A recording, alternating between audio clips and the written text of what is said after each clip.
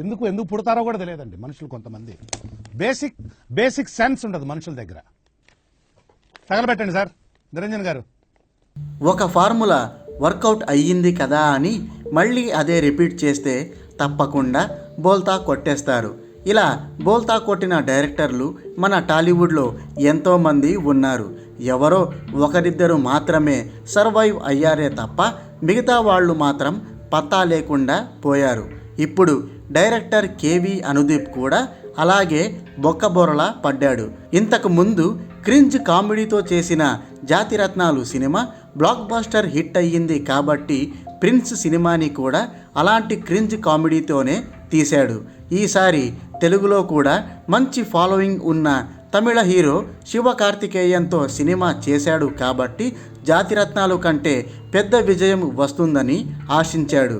తీరా సినిమా విడుదలయ్యాక అతడి ఆశలన్నీ అడియాశలైపోయాయి. ఎందుకంటే ఈసారి అతడి క్రింజ్ కామెడీ ఫార్ములా పూర్తిగా బెడిసి కొట్టేసింది.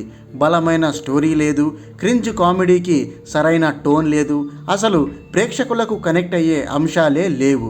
ఓవరాల్గా చెప్పాలంటే సిల్లీ సినిమాల్లోనే ఇదొక పరమ సిల్లీ సినిమా. అందుకే ఆడియన్స్ ఈ సినిమాను చాలా వరకు అవాయిడ్ చేశారు. దీంతో ఇది బాక్సాఫీస్ వద్ద కలెక్షన్లు కలెక్ట్ చేయడానికి నానా తంటాలు పడుతోంది. రిపోర్ట్స్ ప్రకారం ఈ సినిమా 2 తెలుగు రాష్ట్రాల్లో కలుపుకొని మొత్తం 7 రోజుల్లో 2,86,00,000 షేర్, 5,40,00,000 గ్రాస్ కలెక్ట్ చేసింది. తెలుగు రాష్ట్రాల్లో 6.5 కోట్ల ప్రీ రిలీజ్ బిజినెస్ చేసిన ఈ సినిమా బ్రేక్ ఈవెన్ టార్గెట్ని అందుకోవాలంటే ఇంకా 3,14,00,000 షేర్ రాబట్టాలి.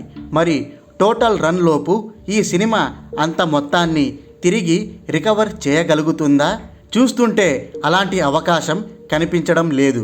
ఎందుకంటే తొలి రోజు ఈ సినిమాకి నెగిటివ్ టాక్ రావడం వల్ల రెండో రోజు నుంచే వసూళ్లు బాగా డ్రాప్ అయ్యాయి.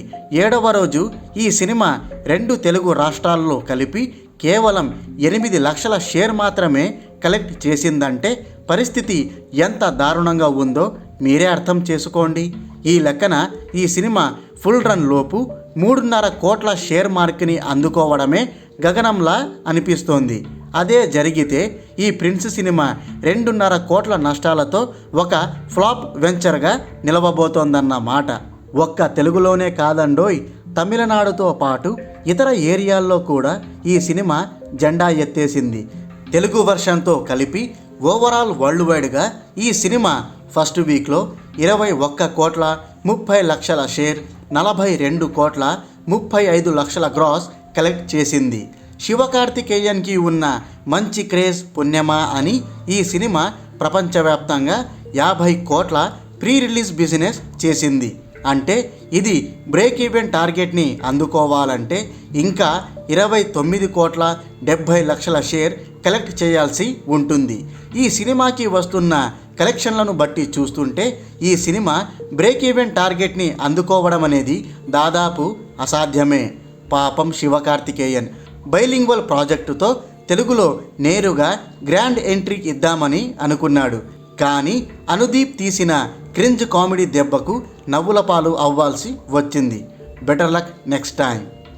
అయిపోయి